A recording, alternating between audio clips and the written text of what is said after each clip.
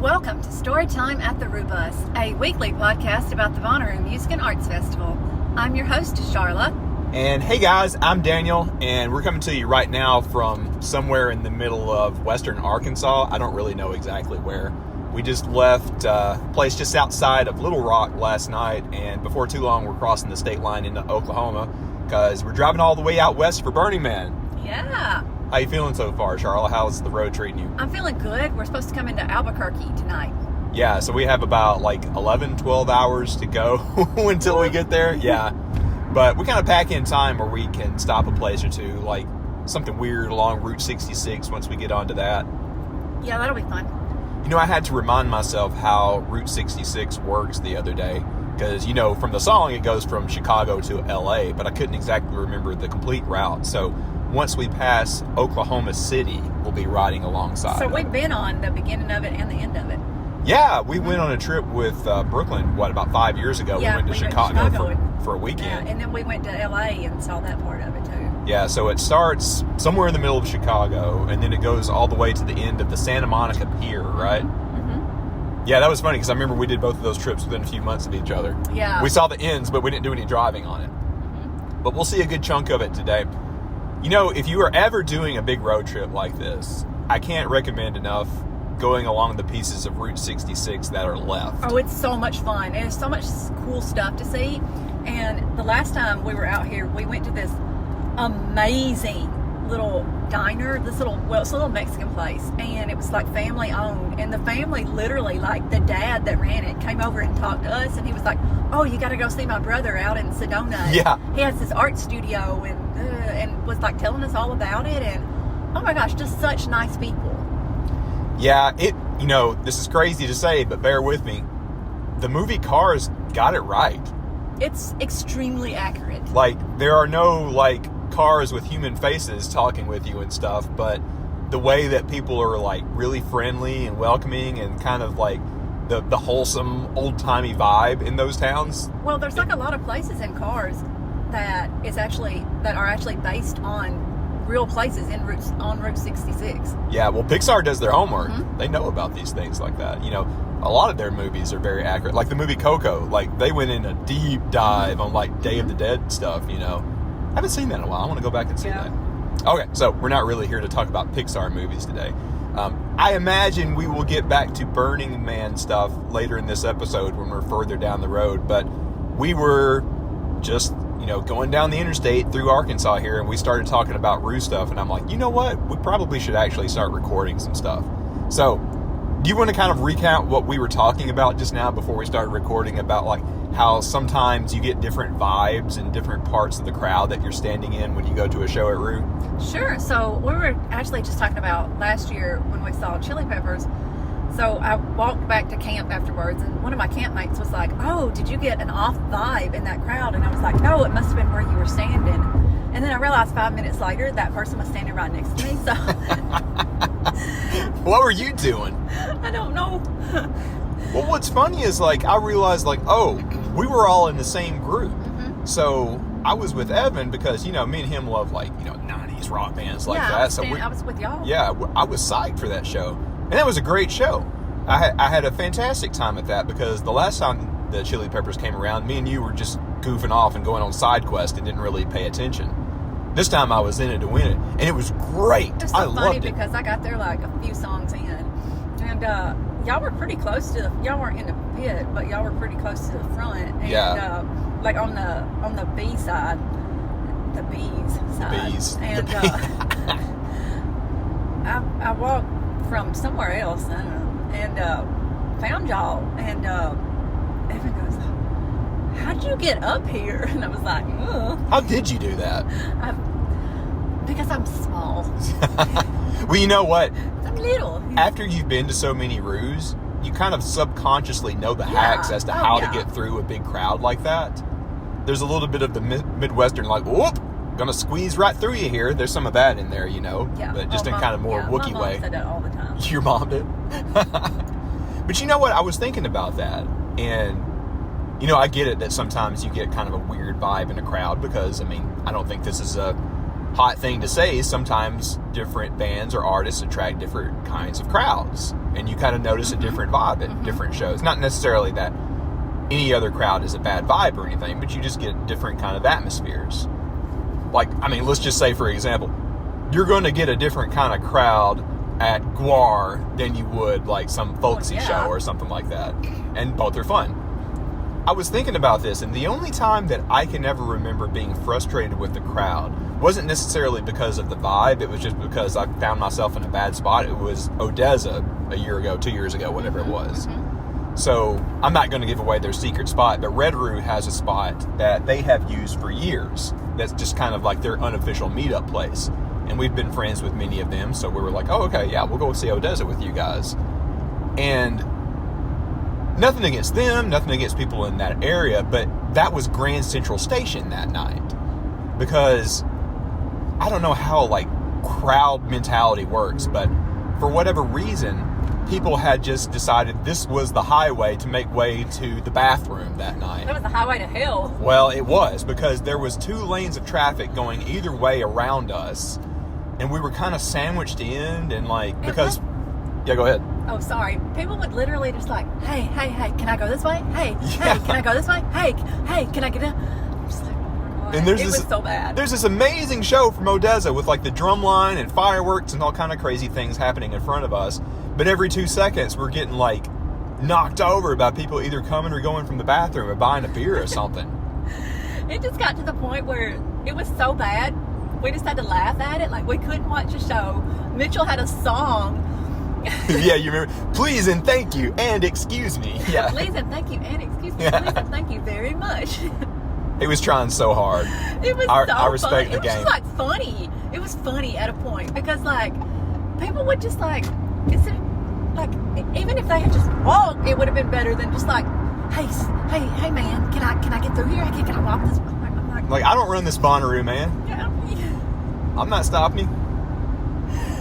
But yeah, that was just, I mean, again, I don't blame anybody. It was just like this weird situation that just happened to crop up organically. It's nobody's fault. But that made for, you know, not a negative or bad vibe, but one that wasn't optimal. Let's put it that way. You were with somebody else in our group, like hanging out. And I was like, you guys know what? I'm just going to back up here out of the way of traffic. And I was able to enjoy it more. No, you know what it was? It's because somebody... What? Not gonna name names. I'm not gonna say it. No, what? Somebody in our group put out multiple. It was like, oh, let me get out my flashlights and shine them everywhere, and I think that attracted. That became like a bug zapper. That didn't have. Oh, I gotta protect this bag pile. And I'm like, you just sat. But you know what? I don't look too badly on that situation because, like, look, those of us that have been doing this festival scene for a while now have all seen Odessa multiple times now. So that was just hilarious to me. So it wasn't that bad. That was the only time in my decade plus of Bonnaroo that I can remember just being frustrated with a situation in a crowd. Like, it is vastly outnumbered by the positive times that I've had in a crowd. In fact, I remember seeing Odessa on that same stage, at the What stage, like 3 or 4 Bonnaroos before that, and I had a fantastic time. Our friend Ashu from Korea was with us, and we met some guys from the UK, and we became friends that night. Yeah. At that Odessa show, you accidentally hit Madison in the face with the totem. I did. Madison, I'm so sorry. Yes. I had filed that one away for some reason. It was my totem, though. Was it? Excuse you. Excuse me, I'm so sorry. I just ate a Bojangles biscuit. So I apologize. Probably not the best idea when we're driving for 12 hours today, but it looked good at the time. Yeah. But that totem that year was this giant clear pole with an LED light that you stuck in it, right? Yeah. Mm-hmm. Yeah, it was cool. That actually helped because usually it's just me with our Ricky the Cat totem and you guys come to me, but there was a number of times that year that I saw you from a long way away because I was looking for a giant 10-foot pole with a little string of lights inside of it. You ever going to bring that back, or was it too much trouble? I was at like Lowe's or Home Depot the other day, and I saw like this giant fishing pole thing, and I was like, fishing pole? Yeah, well, it wasn't a fishing pole, but it said like fishing something, and it looked super cool. And I was like, oh, that'd make a great totem. So, let's transition this because in theory this is our Hold on, road I got trip. another Odessa story. Oh, really? Okay. Well, tell me the Odessa story, then I got something. That was when somebody in our camp that shall remain nameless lost their stickers fell out of their bag. I know. When we went to leave. Yeah, And they were like, oh, my stickers. I know. You're not telling the whole story.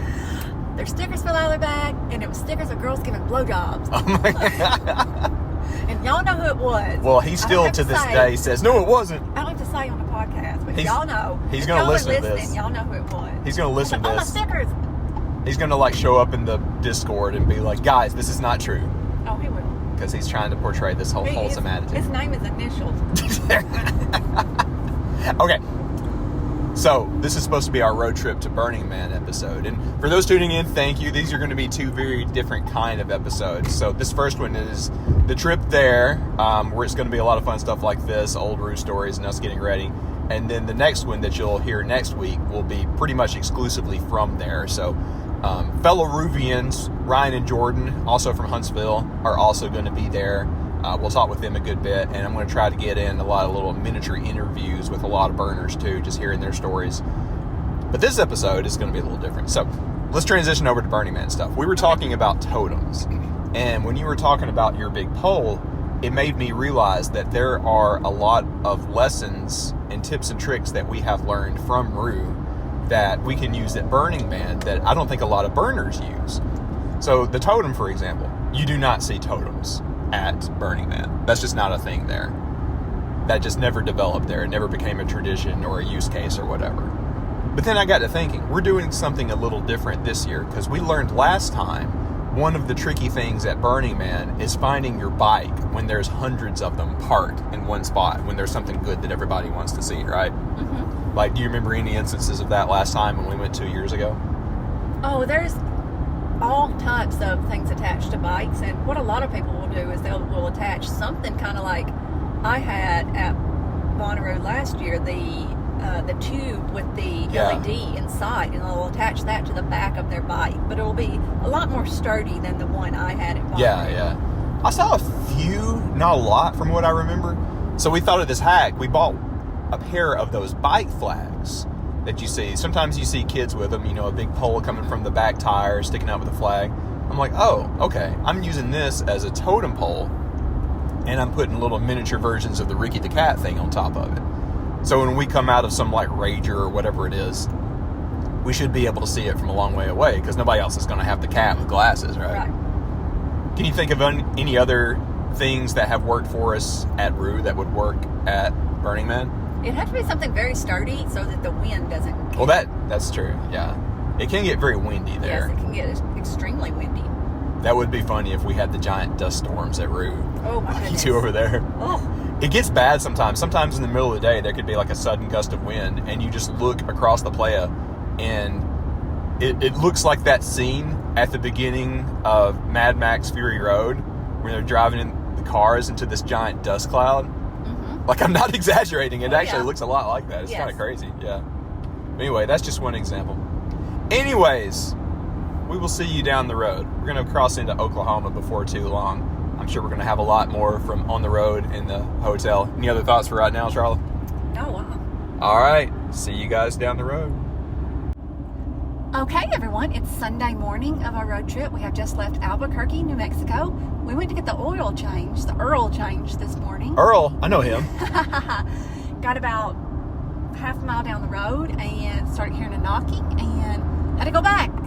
That was fun. That was fun. So, I don't know how you felt, but I was like, okay, this is a fixable problem. Oh, it was no big deal at all. Yeah, I mean, that's always something that is in the back of your mind when you were on a big road trip like this. Okay, could anything go wrong with the car? Am I going to be stranded in the middle of BFE out here somewhere? It was a complete accident. The 20-something-year-old young kid, forgot to take the little rubber band around the... Rubber band? Yeah. Whatever it's called. The O-ring. Gasket, something like that? I don't know. I'm not a mechanic. I don't know. I don't know the names. I just know how to do it. I'm a mechanic with a big giant diesel with the problems that I know how to fix. I just know how to do stuff. I don't know the names. Yeah, exactly. Little rubber piece around the oil thing. The Earl thing? Yeah. The Earl thing. Yeah, so we got a mile down the road and I heard and then a knocking. I'm like, oh, something's up here. But I knew that I didn't just go all the way from Huntsville, Alabama to Albuquerque only to have something happen right after we got the oil change. So I'm like, okay, this is something simple. They can fix this for me. We went back and that kid felt so bad. Yeah. Like, shout out to that guy. We gave him some stickers and a little wristband thing because I felt so bad. Because it was an honest-to-God mistake. Anybody could have made it. And it was a simple one. It just cost us an hour. It's not that big a deal at all. So that was my lesson for today that I wanted to pass on to others. Like, be understanding when somebody goofs. Like, it happens to anybody, and I didn't want him to stress out. And I kind of hyped him up right in front of his boss, so he wouldn't get in trouble or anything. But yeah, it's all good. We got that fixed. It just put us an hour behind. It's no big deal at all, right? Yeah, no, who cares? That's just something that you have to deal with when you're doing these trips. We're not on a big time schedule today, so it didn't matter. Now, I would like to have some good time in Vegas tonight. I want to chill and relax before we go into Burning Man tomorrow, of course, but I want to do something while we're in Vegas, of course. Is there anything in particular you like to do in Vegas? We've been a time or two. Who, me? Yeah, you. I feel like Vegas, like, once you've been in one casino, you've been in all the casinos. Yeah, you're not wrong at all. Now, let me preface this by saying that we don't, like, go in and, like, throw a lot of money around. Like, I will literally go to one of those machines and just put, like, 50 cents on blackjack. And I just treat it as if I'm going to, like, a video game arcade. If I lose 10, 20 bucks, who cares? That's all I'm going to put down. Way too much of an addictive personality. Oh. Now, here's the tip. Penny slots. Yeah, exactly. If you've never been to one and you want to try one of those out, first of all, I highly recommend against putting down any real good money because it's pointless. But if you want to go in and, like I said, treat it like a video game arcade and just waste like 10, 20 bucks, that's totally cool. But go to a machine where you're just putting a little bit of money down at a time and just hang out there, take your time. Somebody will come up and give you a free drink. Oh, yeah, you can get free drinks. That's how you, yeah. But, no, if you want to go to Vegas, don't talk to me. Don't ask Daniel for his advice. Really? No, Why's that? Talk to Richard Leahu, who goes to Bonnaroo every year, because he, like, goes to Vegas like he's a big Vegas guy. He treats it like the guys in the Hangover movies, man. He's insane. Not like that, no. He's like a real, like, Vegas guy. Yeah, he knows what he like actually like knows what he's doing. He didn't find a naked guy in the trunk? No. Oh. I don't think that happened. No. He like actually like knows what he's doing. Look, on one hand, I would like to go to Vegas with him, but on the other, I'm afraid to go to Vegas with him. Like, there would be... You afraid you'd lose too much money? But not even that. I'm afraid of the unknown, because he wild. He's too wild. Like, if you have been to the Monkey Bar, you have met Richard. He's always like, he's unashamedly got the Southern voice, but he's kind of a Renaissance man. He does custom art on really fancy shoes. Uh-huh. He's a skateboarder. He's been to Roo for forever. He's got a lot of cool stuff going on. You got to meet him if you never have. Oh, yes, definitely. But yeah, that's one of his things, is he parties hard in Vegas. We'll see if he continues that. I feel like he's starting to settle down a little bit these days. He lives over in Murfreesboro. There's always a party in the borough, I suppose. I guess. But yeah, go with him. All right, so tonight's plan is I want to chill. I do want to hit up just one place, maybe Planet Hollywood, because that's kind of my favorite in Vegas, because they have a little bit different of a theme, and it looks a little bit different than a lot of the other casinos.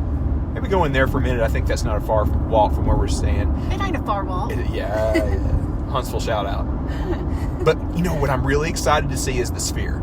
Yes. After hearing Evan and those guys talk it up, I don't know if we're going to go see a show inside of it, because I want to rest up really good before we go destroy ourselves. A couple of emails I got to send out. Yeah, emails I got to send out. But we are going to be able to see the outside of it, I think, from our hotel room. I'm very excited to see all the crazy stuff it does from the outside. I think that's just as well, our hotel obviously room the inside. Yeah. Oh, I'm sorry, I interrupted. Go ahead. I'm sorry, I was just saying our hotel room faces it. Yeah, I hope so. I think it does. But I'll send some pictures. But that thing, I won't go on too much about it because I haven't seen it myself. But you can talk to Evan and Maddie. They've talked about it on our shows, and then Brian Stone talked it up a lot over on the What podcast. I'm so glad all of those guys had such a good time seeing Dead Company over there. I'm so happy for them. Amazing. There's a part of me that's jealous because I would have loved to have seen that. Yeah. But I'm even happier that they got to see it. And man, that show just checks all the boxes for me because it was Dead and Company. It was something really techy and fun. There was NASA imagery in it, you know. Like, shout out to, you know, John Mayer or whoever it was that was, you know, helping direct that. They actually worked with NASA with the Chandra telescope to get that imagery that was in that Dead and Company show. And the stuff that I saw just from TikTok and stuff looked amazing. I can't imagine seeing it in person. I'm so jealous of those guys. Yeah, it looks super cool. Okay, so we talked about this in the past, about what other bands or whatever would be great to see in the Sphere. And we talked about this like 2 or 3 months ago. I feel like it was a month before Rue, whatever. I've got the answer. What? The Flaming Lips. That's exactly what I was going to yes, say. That's yes. exactly what I was going to say. Yes. Dang, Can you stole my imagine? answer. Can you imagine what Wayne would come up with in the Sphere? Oh. Yeah. Ooh. Like Ooh. when he's got, you know, he loves having his toys at Flaming Lips shows, like all the crazy things he's had over the years. We were talking about that because we passed through Oklahoma City yesterday. Yeah. I'm like, I wonder where Wayne's garage is, where he keeps everything. Can you imagine what he would do with that? Yeah, that would just be, my mind would be blown. Oh. We got to get the Lips back to Rue. Yes, please. Oh, my God. We talked about that on our lineup speculation episode. It has been embarrassingly too long. Right? And the last time they were at Rue, I wasn't really, I really didn't know much about the Flaming Lips, or I didn't know anything about the Flaming Lips, I'll just be honest. Yeah, yeah. And, since then, I have really got into the Flaming Lips. And Daniel even got me one of those little cameos from Wayne for my birthday one year. Yes, I love Wayne. And he said he was going to come to the bus. No, I take him seriously on that. He seems like a man of his word. And he said that the next time the Lips play Rue, he's going to come visit us and see you. So I'm going to hold him to that. What the thing I love about the Lips is their story. I love that so much. Tell a little bit of that for anybody that may not have heard about it before. Sure. Okay. So they didn't just start out being popular. They legitimately worked their asses off for years and years and years and years and years. They didn't get famous, popular, whatever until they were older. In fact, Wayne himself worked at a freaking Long John Silver's for something like 13 years, before the band even took off. And I'm not making that up. He literally worked at a damn Long John Silver's for 13 years. The first year he worked there, in fact, he got held up and held at gunpoint and still continued to work at a Long John's. Oh my God. And they would when they first started playing music, they would have to line up all their cars together and play it through the car speakers. That's how they would get their music out. For years and years and years and years. And it just kills me when I see a young band out there and they don't take off after 6 months. Well, this just ain't working. Giving this up. And no, it takes, a long time. And just the fact that they didn't even take off until they were in their 30s, yeah, it just never too late. Yeah, exactly. Thank you. Yeah, I got a milestone coming up, so thank you. Okay, so 2 thoughts about that. So I have nothing against these artists that suddenly and instantly find incredible success. Chapel Roan this past year, perfect example. Well, she's been at it for a while. She has. Well, that's true. I forget about that part of her story. I need to be fair. But, without naming names, and there's probably names that I'm not thinking of, there are artists that just explode overnight. Right. And I'm trying to improve myself to not be so guarded and cynical about these things because I don't want to be. Because I never know the whole story. But, there's part of me that's just when I see an overnight success story like that, I'm okay, how much did, some label PR representative have to do with this? How much did, backroom deals to get people at festivals have to do with this? And I shouldn't be so negative on that. That's on me to improve. But on the other side of the coin, when I see an artist like the Flaming Lips really grind it and finally find success after so long, and there's many other acts like that too, that really puts me in their corner. When an act doesn't have giant label machinery behind them or whatever. Let's look at Fish, for example. Fish is huge, of course, but only within certain circles. They never had and never will have giant widespread acclaim. They've played Saturday Night Live once or twice. They've been on Jimmy Fallon. That's about as far as they're going to go, which that's still big. But you're not just going to turn on top 40 radio and never hear Fish, right? Right. So I respect that they have like the big grassroots community. And the Lips have that as well. The what? The Lips, the Flaming Lips have that as well. I thought you said the Flips. Well, that's also a nickname for them. I've never heard that. Flips, yeah. I've never heard that. I think that's one of those things that you see typed more than spoken. Oh. You know, I also found out What? that I'm an idiot and I have been pronouncing Wayne's last name wrong. I found that out at when I was doing trivia. How do you pronounce it correctly? Coin. Coin? Not Kanye, thank God. Coin. Well, maybe it's a regional dialect thing, like steamed hams. It's a regional dialect. No, the other thing I was going to say is I love how success never really changed the Lips that much.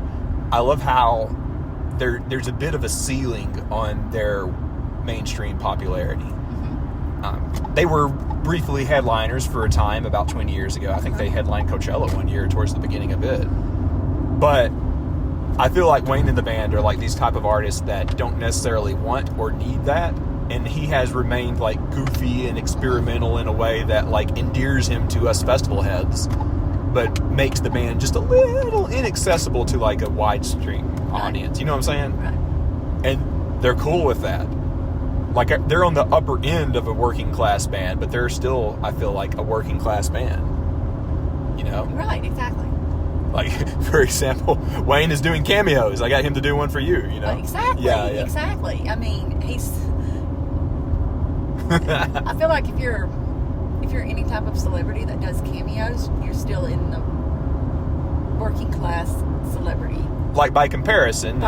Still yeah. like a middle class band. Right. And I respect the hell out of that, you know? Yeah. Especially if it's of your choosing. That's amazing. Okay, let's change gears because we're going to wrap up this part here in just a moment. This is, in theory, a Road to Burning Man episode. How are you feeling about your second burn? Like, what are the lessons that you felt that you learned from the first one? Like, anything that you want to do different or better this time around? Well, I still overpacked. And I said I was going to do that differently, but... Did you, though? Because you just had to stop at Target. I can't remember. Well, I can't remember if I said this on the last, when we recorded last time, but I forgot my coat. Yeah, you said that. Okay. So I had to stop at Target and just get like a bunch of hoodies. That's okay. To layer. It is going to be a little cool. It was such a good coat. What, that NASA coat? No, not that. I bought a coat off. Okay, y'all.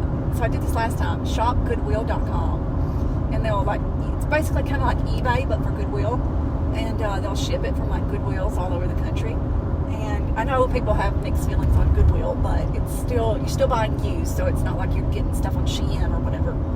So you can bid on stuff and get it shipped. And I bought this really, really nice, nice, heavy duty, thick coat with a nice hoodie, nice, hood, whatever. Did you even show that to me? Yes. I can't remember. It's okay. Gold. Anyway. I did. Oh, that sucks, babe. I'm sorry. I didn't realize it was that. Yes. That sucks. It's a really heavy duty coat. Yeah. And, all right, go on. Yeah. Anyways, I bought that and forgot it. Just left it in the closet. And I also didn't bring any blankets, so I had to get a couple of blankets. It's fine. This is going to be a cool Burning Man in comparison. It's not going to be that hot this year, from what I'm saying. Well. Anyways, so what am I going to do differently? Yeah. I don't know. Kind of more go with the flow, I guess. Oh, you're going to do that with me? Yeah. I have no plans. Other than going to see Tycho, I have no plans. I don't know. I'll let the wind decide. Exactly. I haven't really had a lot of time to look at things or plan out things because I've been so busy at work. Yeah, same. I think I kind of purposefully avoided overthinking it this past summer. Like, when we went 2 years ago, I was like, okay, it's like that Seinfeld meme, like, I'm getting into Burning Man mode, you know? Yeah. But I never did this year because I'm like, okay, I know what I need. I've got my packing list. I know what I need to do, what I don't need to do now that I've done it once. And again, I'll say this. I've said it a million times. I really don't think it's as hard as a lot of people would make you think. It's another notch up from Rue. Like, if you do some basic research, you're good. I think that depends on how you do Bonnaroo. Well, that's true. Yeah, because if you just... It really depends on how... I would suggest doing group camping at Bonnaroo and then going to Burning Man. Yeah. And this is advice specifically for Ruvians that have been to Rue a handful of times and are thinking about going to Burning Man. A lot of veteran burners are going to really hate what I'm about to say, but I think this is true for like kind of our social circle. Don't do a group camp at Burning Man. I don't think it's the best fit for people in our type of situation. I think a group camp at Bonnaroo is great. I think that's the future of Bonnaroo. I think I personally would like to see them expand that, not only in terms of space, but in terms of like the offerings there. But a group camp at Burning Man is a lot different than the group camp at Bonnaroo, yes, I feel like. yeah. Because if you sign up for one, you may have to go through an interview process. You may be given a number of jobs. You may have to have like a schedule and something like that. And I know maybe we do a little tiny bit of that at Rue. It's like, hey, this person is responsible for this or whatever. But I think if you signed up for that at your first Burning Man, you would be a little overwhelmed. And like I definitely would not do it at your first burn. Yeah. Under any circumstances, because I think at your first burn, you want to get your feet under the water or your feet in the water and just kind of see what it is and see what you're getting into on your first one. On your second one, maybe, but definitely not on your first one. And I think it greatly depends on where you're coming from, how much time you have off work, how much time you plan to actually be at the burn. One of the reasons we don't do a group camp is because we are coming all the way from almost the East Coast. We only have so much limited time off work. We have to make the drive all the way out here, and it's just the logistics of joining it makes camp. It difficult. Yeah, it makes it very difficult. A lot of the group camps charge, I'm just going to say it, and they charge fees. Yeah.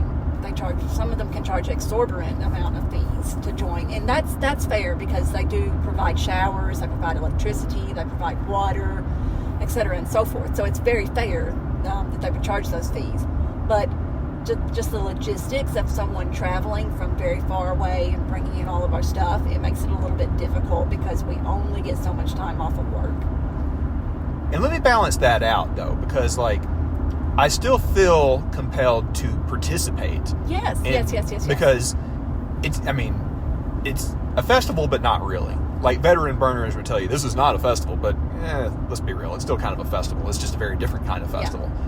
It's an everything festival, not necessarily just a music festival.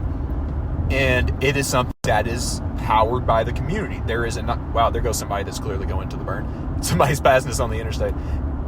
It is almost entirely community powered. There is kind of like a nonprofit, but it's not anywhere near comparable to like saying like, oh, Live Nation is putting on Bonnaroo. The nonprofit behind Burning Man is basically just providing the platform. It's like, all right, they do a lot that I don't remember the specifics of right now, but then leave it to the community to build all the crazy things in the city. So you can't just go and like be a tourist, just camp at the edge and just go kind of, be a bit of a leech. You have to do something. And even little things are considered participation. So like Sharla's got like her little picture frame gifts that she's going to be giving out. I'm going to try to do my little mini interview project, stuff like that.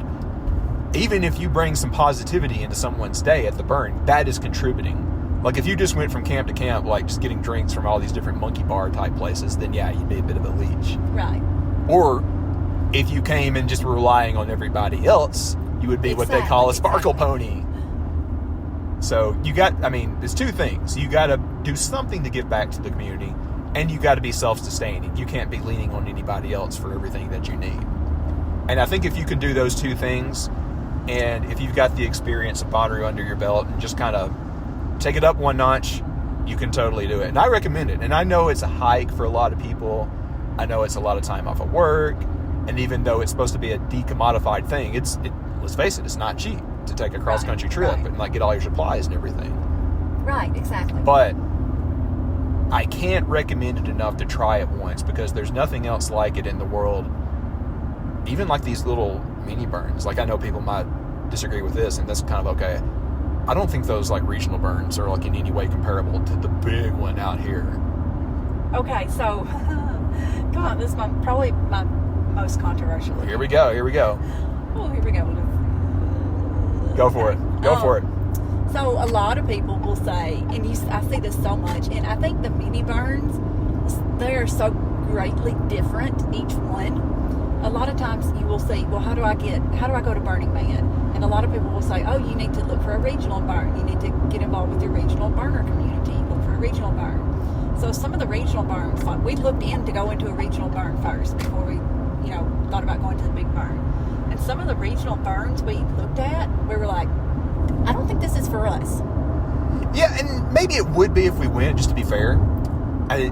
For me, one factor was this isn't the environment that I think of when I think of a burn, because like one of them nearest us is Alchemy over in Georgia, and I would like to try it at some point, but going into the woods in October isn't exactly what I picture when I think of a burn. Like, I want to go to something that just feels like another planet, that's a big part of the attraction to me. Now, the community may be great there. We've got friends that have gone, and I would love to try it. I'm not saying anything bad about it or any of the other regional burns. There are burns where it does probably feel otherworldly. Like, I've heard of a lot in South Florida that sound really cool. I think there's, if I remember right, there's one that's basically its own island, which that sounds cool. I've heard of that, yeah. Just hopefully that doesn't turn into like a Lord of the Flies or the beach situation or whatever, But this is just my opinion. I respect others. Yeah, of but course, I think personally it's best to jump into the deep end of the pool and go to the big one. Yeah. But so I think we might have some last thoughts from the hotel in Vegas tonight. But we'll just talk to you then. Anything else for now, Sharla? No, other than I probably just, a lot of people probably already turned this off. No. Well, no, I mean, well, let's. When you preface something, you're saying something beforehand. What do you say when you say something after? Disclaimer, whatever. Disclaimer, this is just our opinion, and other people will have others, and you should listen to those too. Yes, please, by all means. You shouldn't just listen to our opinion because we have, different backgrounds and experiences. There are other people who have opinions that were probably way more valid than ours. Yeah. Just because we were talking about it on a podcast doesn't mean that it's like the truth. I will never say that. Oh, God. There have probably been a million things that I have been wrong or off base about on this podcast. So you should never take my word as gospel. Please, never. No. Listen to other opinions, please. That's why I'm always saying, go listen to Bonnaroo, go listen to Ruham, go listen to the What Podcast, because please don't listen to only us. We're just two goofballs. Yeah, exactly. Okay. On that note, so we'll see you later from Vegas. So right now, from the middle of nowhere, New Mexico, talk to you guys later. Hey, we are on our last leg of the journey to Burning Man this morning. We're sitting in Las Vegas right now. We got a hotel that's right outside of the Sphere. Yeah, shout out to the Hilton Honors Program or whatever the heck they call it, because I got this hotel for dirt cheap because I travel so much for work and everything. So if you travel a lot, that's my tip. Sign up for one of those rewards programs because you can get it to pay off, actually. So we can see the Sphere from our hotel room. We didn't go see the Darren Aronofsky thing over there because we were just a little tired, didn't really have a lot of time. But what do you think about the outside of it? Oh, it's super cool. I mean, it's cool just to see the outside, honestly. Maybe Maddie or Brian Stone or, any of those guys had mentioned something. Maybe Evan said something, but I didn't know that it played music on the outside too. Yeah. When we walked right by it, it was playing Eagles music when it was advertising those shows that were coming up. Yeah, it's super cool. I love the faces that it makes. That's my favorite. Like the smiley face, and there was some kind of furry face first thing in the morning. Did you see that? Yes, yeah. I hadn't seen that one before. Vegas, I can give or take it. Because if you go in one casino, you go in them all, but it's worth it, just to try it out once. Again, talk to Richard. Yeah, talk to Richard. We were texting him last night. All right, so one more leg today. We've got about 8 hours to go, and then we're going to meet up with Ryan and Jordan over there. I've had to wear the same... Oh, go ahead. I'm sorry. Oh, you go for it. Go for it. I was going to say, I've had to wear the same clothes across the country. Why don't you tell everybody what shirt you've been wearing? No, I was going to say I've had to wear the same clothes across the whole country because I accidentally put my casual clothes in the back of the Subaru. And I had to wear... That's so stupid. Take this part out. No, I'm not taking it out. There's no editing on one of these live kind of things. Oh, sorry. No, I had to wear my boot scooting boogie night shirt across the entire country. Oh my gosh. Well, I don't smell my anything. T-shirt's in a different bag, and it's stuffed in the entire back of the Subaru and I can't get to it, so whatever, it's fine. I got a whole organizational system I'm gonna like get going once we pull in and get set up this evening. I got a bunch of like cubby holes. It's going to be like kind of a mobile version of what we have in the bus, you know. It's fine. Anyways. It's fine, yeah. So yeah, one last leg. So we will see everybody here in about a week. We're gonna try to do this interview series. We'll talk with Ryan and Jordan. Just get some goofy stuff across Burning Man. We already talked it up on the drive here. Just wanted to check in one last time before we finally drive in today. So see you guys on the other side in a week. Bye. Get out there and radiate positivity. We'll see you soon. Oh, bye.